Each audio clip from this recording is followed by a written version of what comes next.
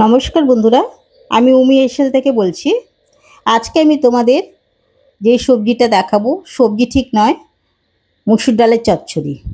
তো আমি এখানে 1 কাপ মুসুর ডাল ভিজিয়ে নিয়েছি, একটা বড় আলু ছোট টুকরো করে কেটে নিয়েছি, একটা পেঁয়াজ নিয়েছি, একটা টমেটো কেটে নিয়েছি, এখানে একটু আদা রসুন আর 2টো কাঁচা লঙ্কা বাটা আছে, হলুদ নুন, এখানে একটু হাফ চামচ মতো জিরে আর ধনে আছে গুঁড়ো, কাঁচা লঙ্কা গোটা আছে, আর তেজপাতা আর জিরেটা ফোড়ন দেব। কড়াইতে সরষের তেল গরম করেছি, এইটাতে আলুটা ভেজে নেব।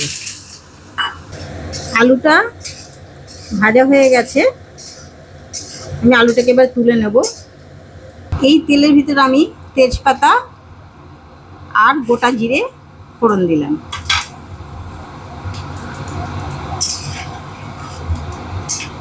এবার একটা পেঁয়াজ ফোড়ন দিলাম,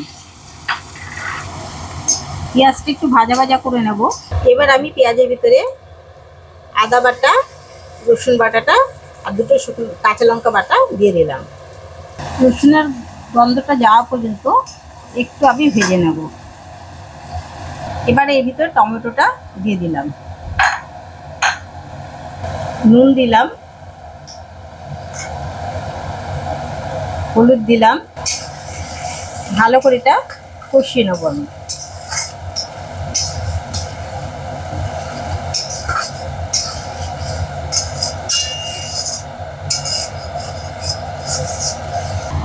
আর একটু নুন লাগবে।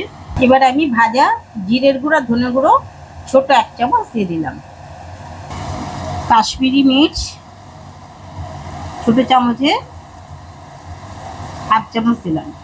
একটু ভালো করে কষিয়ে নিয়ে এবার আমি আলুটা দিয়ে দেবো। কষানো হয়ে গেছে, এবার আমি আলুটা দিয়ে দিলাম।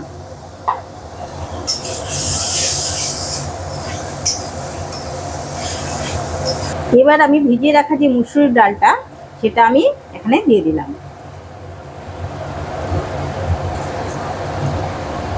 এবার আমি এটা ভালো করে কষিয়ে নেব, ডালটা দিয়ে মশলাটা দিয়ে খুব ভালো করে কষাবো। এটা খেতে পুরো মাংসকে হার মানিয়ে দেবে, মাংসর থেকেও খেতে টেস্ট হয়। ভাত বলো, রুটি বলো, পরোটা, ভাত রুটি পরোটা যার সাথে খুশি তুমি খেতে পারো, এত টেস্টি হয়। মিক্সি ধোয়া জলটা ছিল সেটা দিয়ে দিলাম।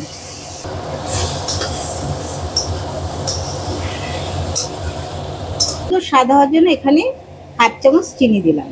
আমার ভালো করে ডালটা কষানো হয়ে গেছে, আমি এখানে পরিমাণ মতন গরম জল ঢেলে দিলাম।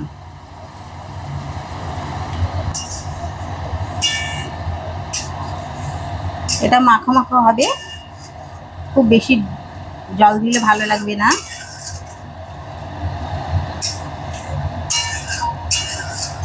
দুটো গোটা কাঁচা লঙ্কা দিয়ে দিলাম, আর এটা আমি 3 মিনিটের মতন ঢাকা দিয়ে রান্না করব। আমি 3 মিনিট পর ফিরে আসলাম।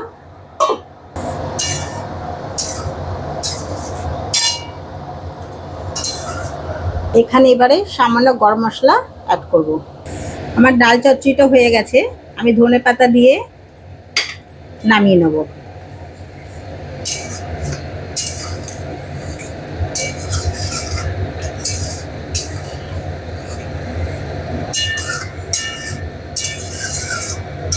গ্যাসটা অফ করে দিলাম। এবার আমি তোমাদের সার্ভ করে দেখাচ্ছি। মুসুর ডাল আর আলুর চচ্চড়িটা, আমার আলু মুসুর ডালের চচ্চড়িটা হয়ে গেছে। তোমাদের যদি ভালো লেগে থাকে লাইক করো, কমেন্ট করো, সাবস্ক্রাইব করো। থ্যাংক ইউ, ধন্যবাদ।